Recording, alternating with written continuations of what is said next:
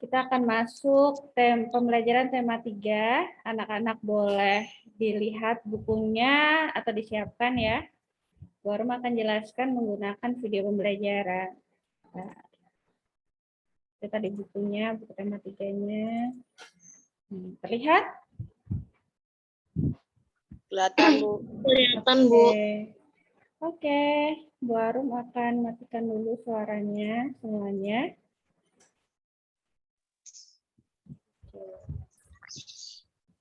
Ini ya, kita akan belajar mengenai hak di rumah, di sekolah, dan di masyarakat.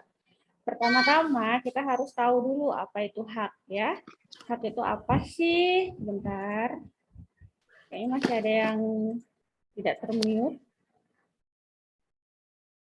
Oke.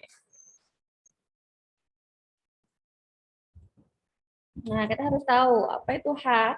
Hak adalah sesuatu yang harus didapatkan atau diperoleh oleh setiap orang sejak lahir. Nah, jadi sejak kita lahir itu kita ada hak yang melekat di kita gitu. Kita harus mendapatkannya. Nah, contohnya ini seperti ini ya. Belajar di rumah. Nyaman saat belajar di rumah itu adalah salah satu hak kalian. Hak yang kalian harus dapatkan sebagai seorang anak. Nyaman saat belajar merupakan hak yang diperoleh di rumah. Jadi itu salah satu contoh hak yang ada di rumah ya.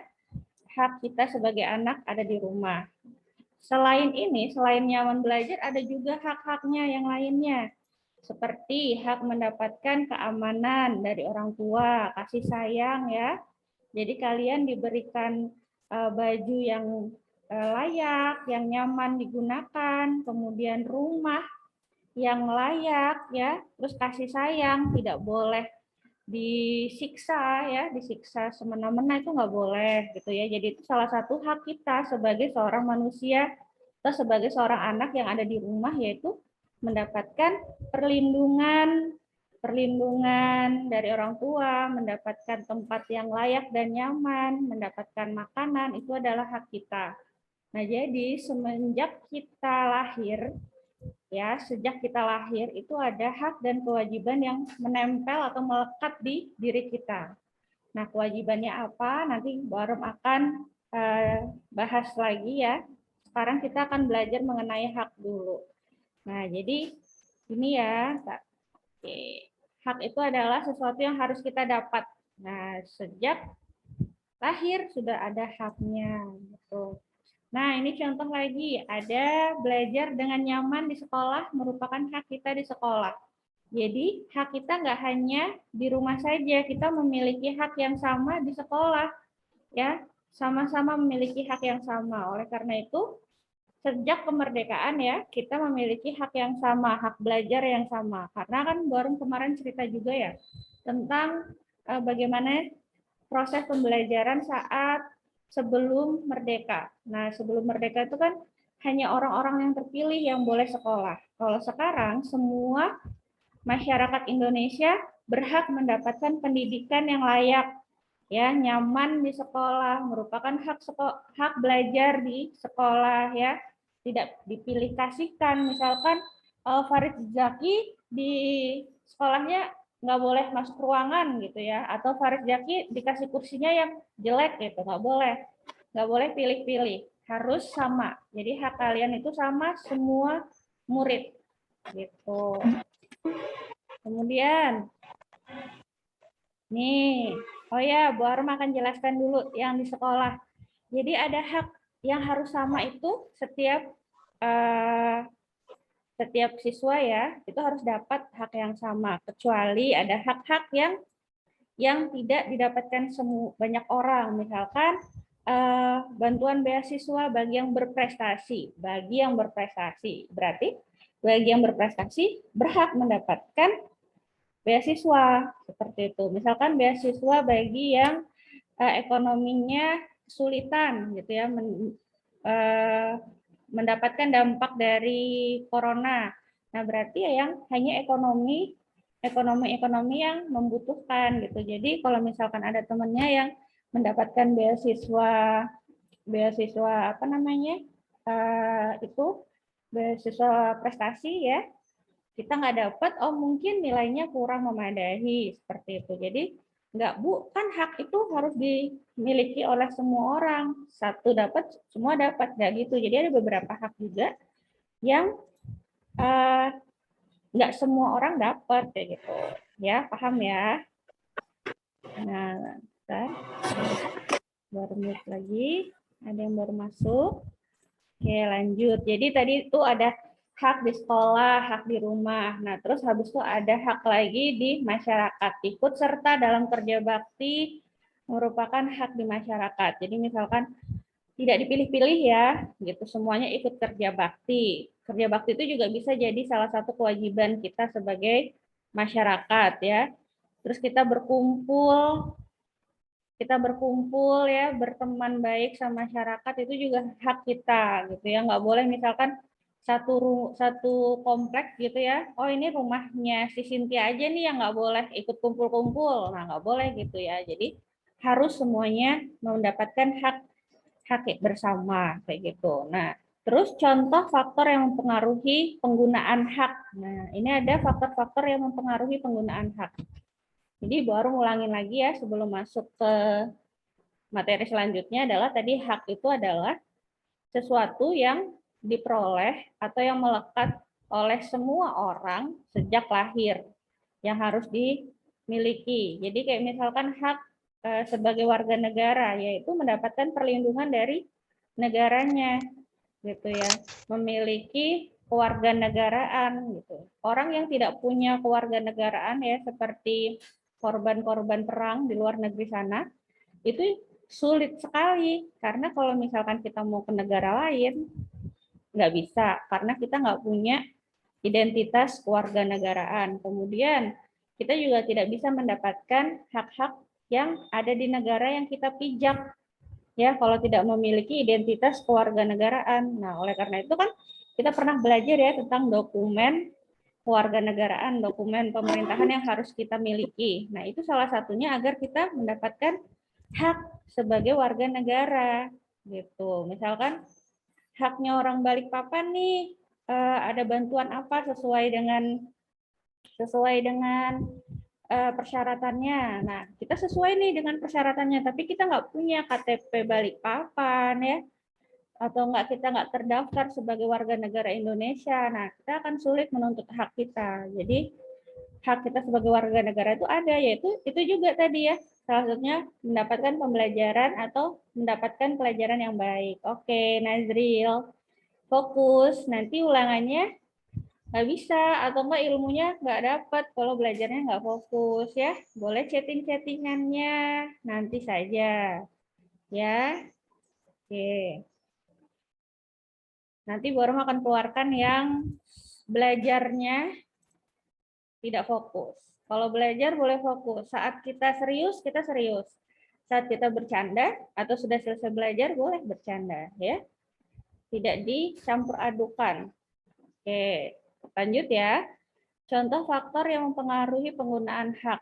Nah, di lingkungan rumah, kemampuan ekonomi keluarga. Jadi, misalkan kita tuh nggak bisa menyamaratakan ya. Kita nih orang biasa sama yang misalkan sultan-sultan di sana gitu ya. Kok misalkan haknya anak-anak mereka di kamarnya ada AC warung, terus dikasih makanan yang enak-enak, dianterin makanannya, bajunya mahal-mahal. Kita nggak bisa nyamain hak kita sama hak yang diperoleh anak-anaknya si sultan-sultan itu. Karena kita ya cuma bisanya kipas angin ya kipas angin. Berarti orang tua kita sudah memberikan hak kita sesuai dengan kemampuan rumah ekonomi keluarga masing-masing ya, kemampuan ekonomi keluarga, terus aktivitas orang tua, aktivitas lain di rumah. Jadi misalkan, Bu, Almah kok kalau belajar ditemenin terus sama orang tuanya. Nah, sedangkan saya kok enggak. Saya menuntut hak saya nih. Nah, kita nggak bisa tuh menyamakan hak seperti itu. Ya, memang hak itu wajib dimiliki, tapi secara garis besar. Misalkan sama-sama disayangi, itu hak kita. Disayanginya beda-beda cara menyayanginya.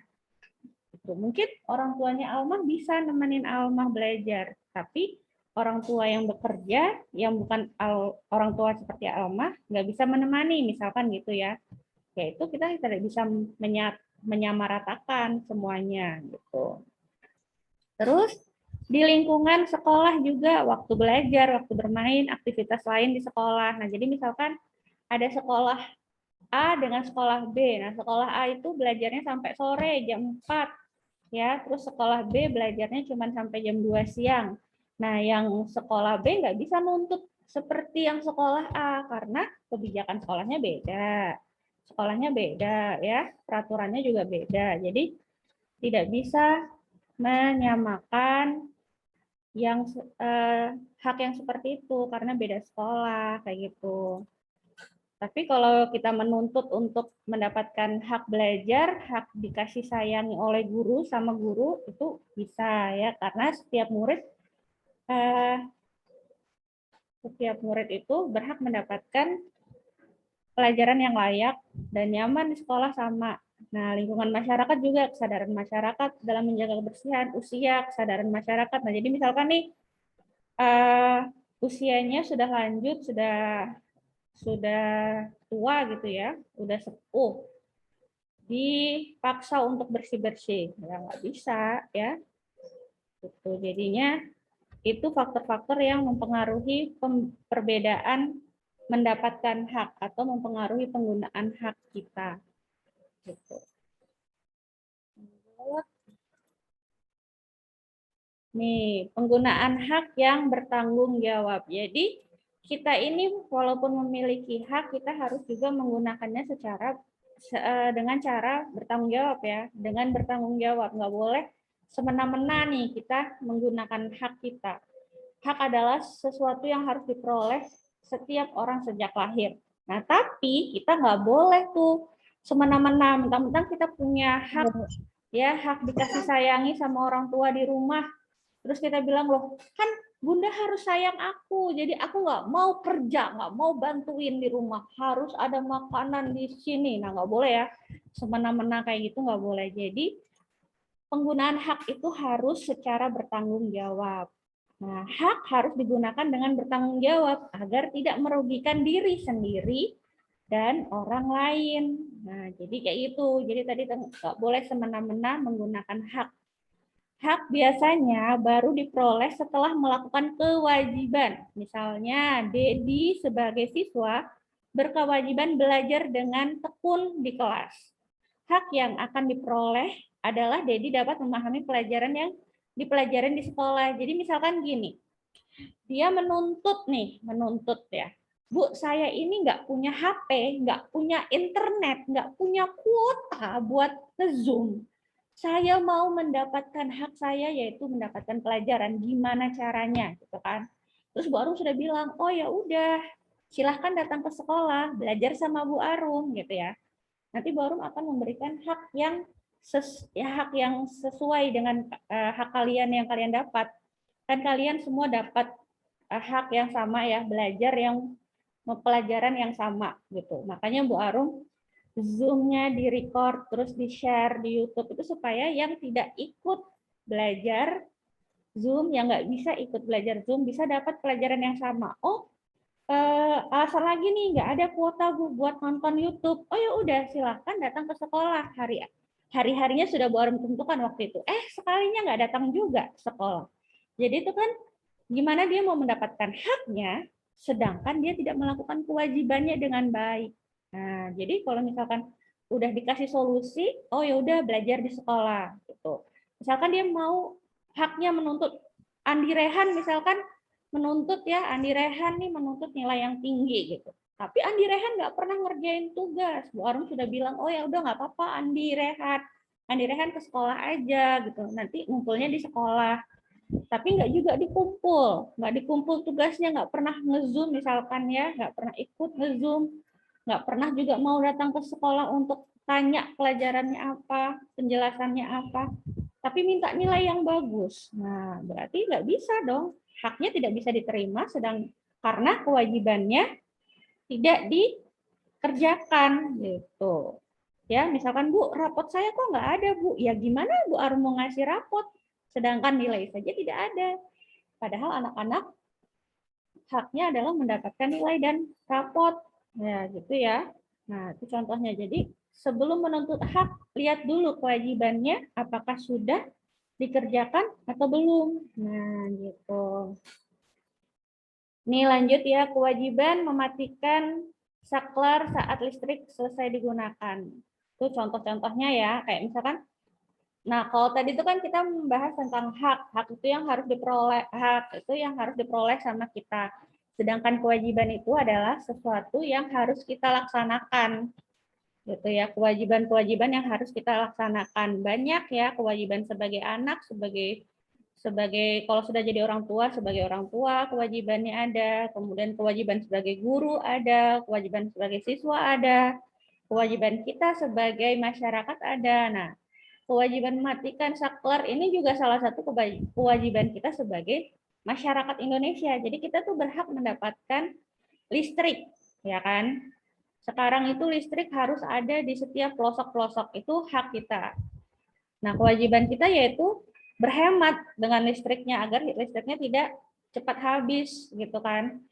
Kan listrik itu juga menggunakan bahan ya, bahan untuk ya kayak bensin ya. Bensin itu kan sebelum dapat bensin kan ada sumber daya alamnya yang diolah. Nah, listrik juga seperti itu.